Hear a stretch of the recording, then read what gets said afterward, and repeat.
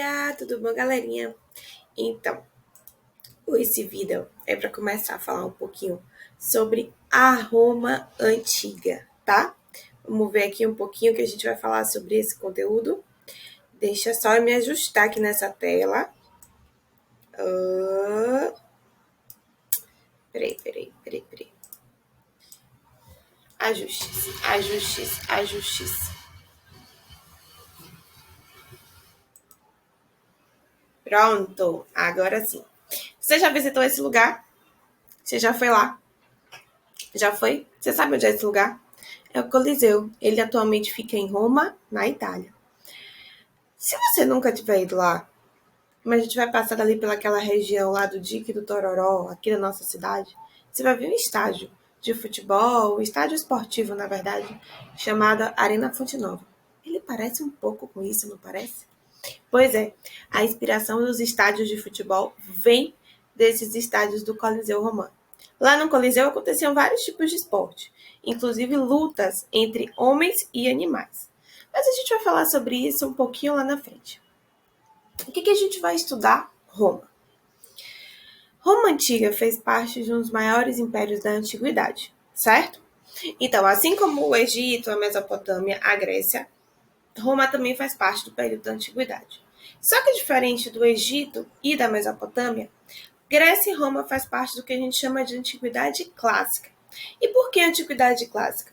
Porque essas civilizações deixaram um grande legado cultural, que foi seguido pelas sociedades que vieram depois. E por isso é dito que elas eram clássicos, certo? Por conta dessa inspiração de muitas coisas. A gente viu na Grécia ter a democracia, em Roma também vai ter a república que a gente vai estudar, vão ter muitas coisas relacionadas aos esportes e à administração. E você já ouviu aquela frase? Todos os caminhos levam a Roma? Isso era uma expressão muito antiga, porque Roma era tão grande na antiguidade que todos os caminhos levavam a Roma. Mas ela não começou assim tão grande, tá?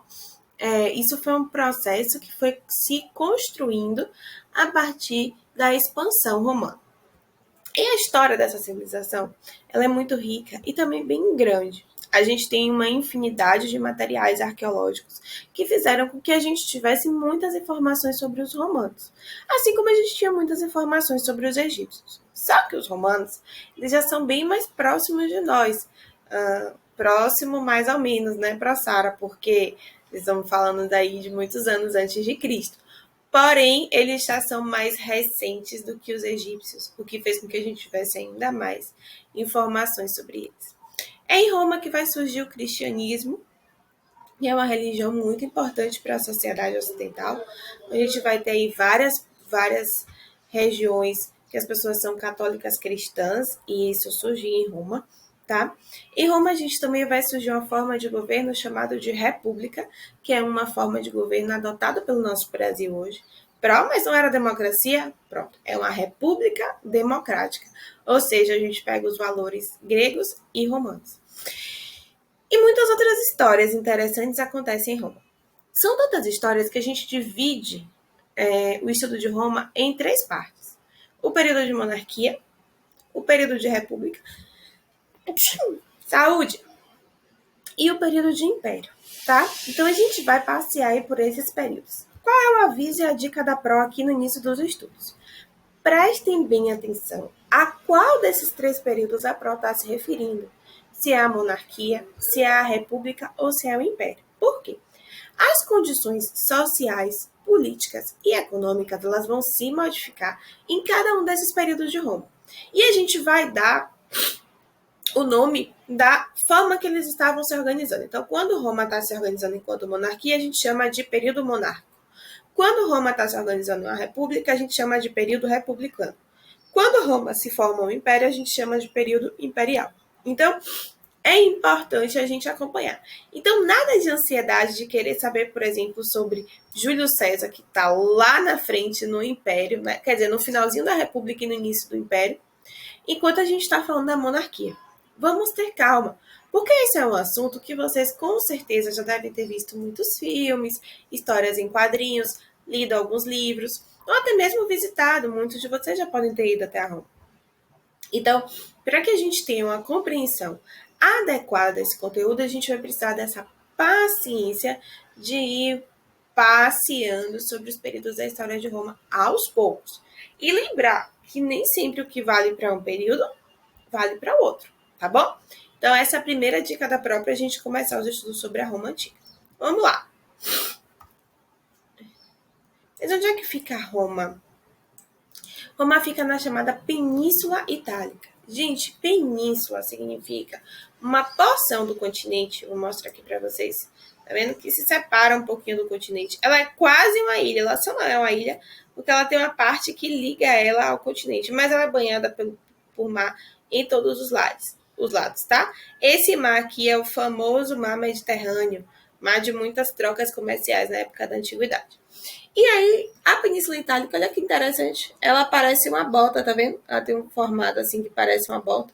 Aí tem alguns alunos que falam que é um cara chutando uma bola de futebol. Mas essa é a Península Itálica.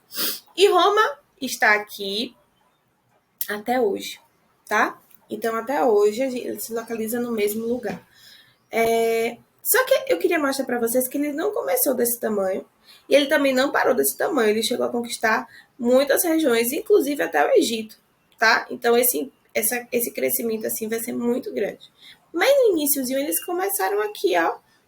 Nesse lugar aqui que eu tô mostrando para vocês, tá vendo? Pequenininho, que tá aqui no mapa, em vermelho. Os slides estão aí, tá bom? Para vocês aproveitarem. E quem foram os povos que começaram essa ocupação pequenininha de Roma? Os etruscos, não tá aí no slides, mas os etruscos, os latinos e os sabinos. Atenção aqui que eu vou falar sobre os latinos. São desses povos que vai vir a língua que a gente vai chamar de latim, que vai ser a língua falada em Roma. Como Roma conquistou muitos lugares, e aí houveram as trocas comerciais, muitas línguas que vão surgir, que a gente vai chamar de línguas latinas, espanhol, português, francês, tem relação com a presença romana nesses países da Europa. Então, os latinos, eles vão trazer esse enorme legado cultural que é a língua latina. Até hoje, como o português é derivado do latim, tem algumas palavras que a gente sabe que é de origem latina e que aí a gente vai lá e vai entendendo, né? Faz lá, não, do latim isso significa tal coisa, e isso significa tal coisa. Juntando essas duas palavras, dá esse significado. A gente vai fazer muito sobre isso agora. E aí, outra coisa que a Pro queria falar é que latim, nesse período aí, era tão falado quanto o inglês é falado hoje pra gente. Proporcionalmente, tá? Porque Roma era a sede, não nesse momento, tá? Mas ela vai chegar assim, lá no seu auge. Era como se fosse o centro comercial do mundo. Então, quando falo todos os caminhos levam a Roma, e muitas trocas comerciais, muitas trocas econômicas estavam acontecendo nessa região de Roma.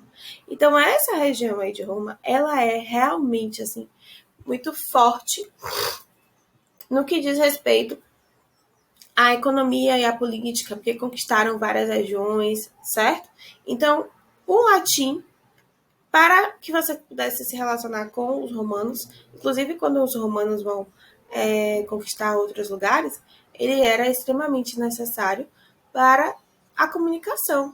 Então, o latim antes era como se fosse o nosso inglês hoje, tá?